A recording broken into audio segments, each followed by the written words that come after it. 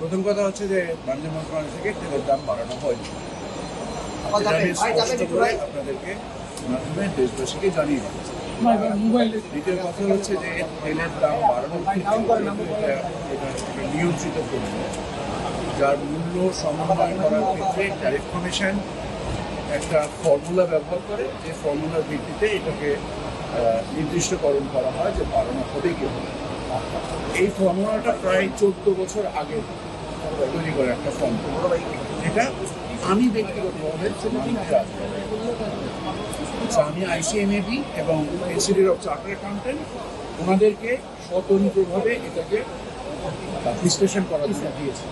এই রিপোর্টের একটা খসড়া রিপোর্ট আইসিএমএবি থেকে গতকাল আমার হাতে এসে পড়ছে, এবং ইনস্টিটিউট অফ চার্টার্ড অ্যাকাউন্টেন্ট থেকে রিপোর্টটা এখনো আসেনি। তো এই মধ্য অবস্থায় তেলের দাম বাড়ানো বা এই বিষয়ে সিদ্ধান্ত গ্রহণের কোনো অবকাশ নেই। কিছু কিছু মিডিয়া, তেল কোম্পানির মালিকানাধীন কিছু কিছু মিডিয়া এরকম কিছু নিউজ তৈরি করছে বলে আমার দৃষ্টিগোচর হয়েছে। আমি তাদেরকে স্বনির্বন্ধ অনুরোধ করব এই ধরনের সংবেদনশীলতা তৈরি না করার জন্য। তেলের দাম বৃদ্ধি হবে কি হবে না এটা পুরো বিশ্লেষণ বাণিজ্য মন্ত্রণালয় করে বাস্তবমুখী সিদ্ধান্ত। এখনো পর্যন্ত এই ধরনের কোনো সিদ্ধান্ত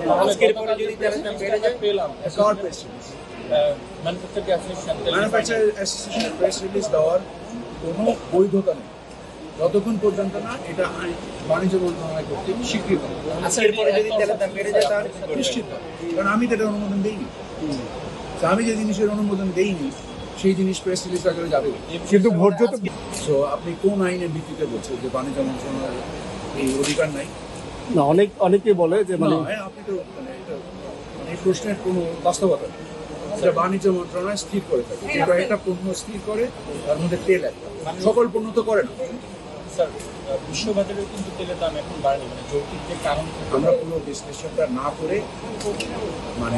যদি আমরা ভগ্নাংশ আকারে এটা বিষয়ে কথা বলি তাহলে অনাকাঙ্ক্ষিত অস্থিরতা তৈরি হবে।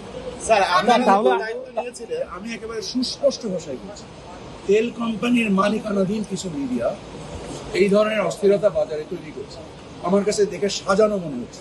তাহলে স্যার আপনি যেটা বললেন যে চার্টার্ড অ্যাকাউন্টের যে রিপোর্টটা আপনার কাছে এসেছে, তাহলে আপনি এটা কবে নাগাদ নির্ধারণ করতে পারবেন? তেলের দামটা কবে নাগাদ আপনার অতি দ্রুতই করার চেষ্টা করবো। আমরা জিনিসটা যতক্ষণ পর্যন্ত আমার কাছে আইসিএমএবি এবং ইনস্টিটিউট অফ চার্টার্ড অ্যাকাউন্টেন্টের এই রিপোর্টটা না আসে, কারণ যে টেমপ্লেটটার বিনিময়ে নির্ধারিত হয় যে মূল্য কিভাবে স্থির হবে, এবং সরকার তার হাতে যে সক্ষমতা রয়েছে সে রাজস্ব কম বৃদ্ধি করা বা যদি কোনো মূল্যে তারতম্য ঘটে, সরকার সেটা তার প্রয়োজনীয় সক্ষমতা ব্যবহার করবে।